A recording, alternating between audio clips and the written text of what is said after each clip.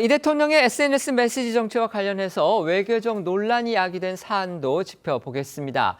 이재명 대통령이 캄보디아에서 한국인을 대상으로 온라인 사기를 저지르는 조직들을 향해서 한국인을 건드리면 폐가 망신한다 이렇게 썼죠. 그런데 돌연 이 글을 삭제했습니다. 그 배경을 두고서 외교적 충돌이냐 아니냐 이런 여러 말들이 나오고 있는 겁니다. 네, 지난달 30일 이재명 대통령이 자신의 SNS에 올린 글입니다.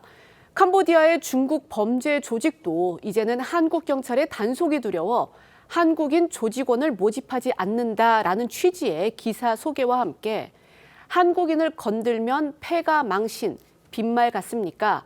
대한민국은 한다면 합니다. 끝까지 이런 글을 한국어와 캄보디아어로 올렸습니다.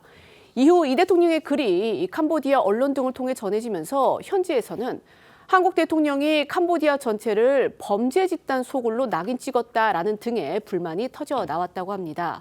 그리고 최근 이 대통령이 해당 글을 삭제하자 그 배경에 대해서 여러 의문이 제기가 된 겁니다. 관련해 어제 한겨레는 복수의 정부 관계자를 취재했다며 캄보디아 외교부가 이 대통령 글과 관련해 김창룡 주 캄보디아 한국 대사를 불러 면담했고 캄보디아 정부 반응이 청와대로 보고된 뒤 이 대통령이 해당 글을 삭제했다고 보도했습니다.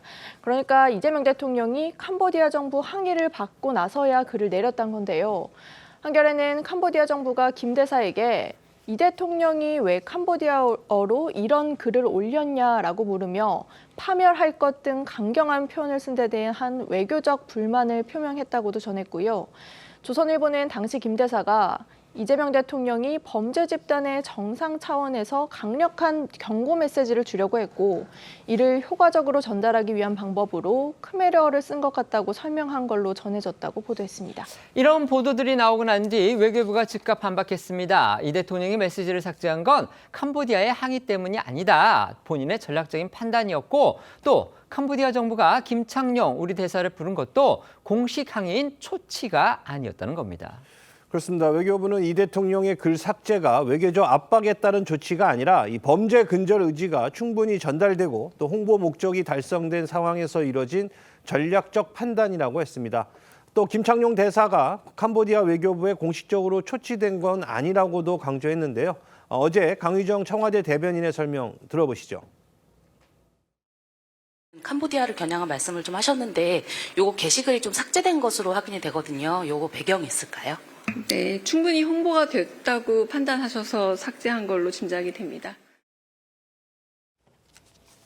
청와대의 이러한 설명에도 야당에선 의심의 눈초리를 거두지 않고 있습니다.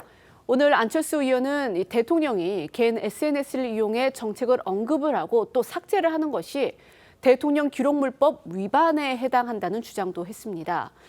안 의원은요, 대통령은 사인이 아닌 국가의 행정수반으로서 법적 절차에 따라 말과 글이 철저히 기록이 되고 또 보존이 되며 인수인계된다고 했습니다. 그러면서 글 하나하나가 모두 대통령 기록물인데 임기 후 어떤 방식으로 수집을 하고 관리할 계획인가라고 따져 물었습니다.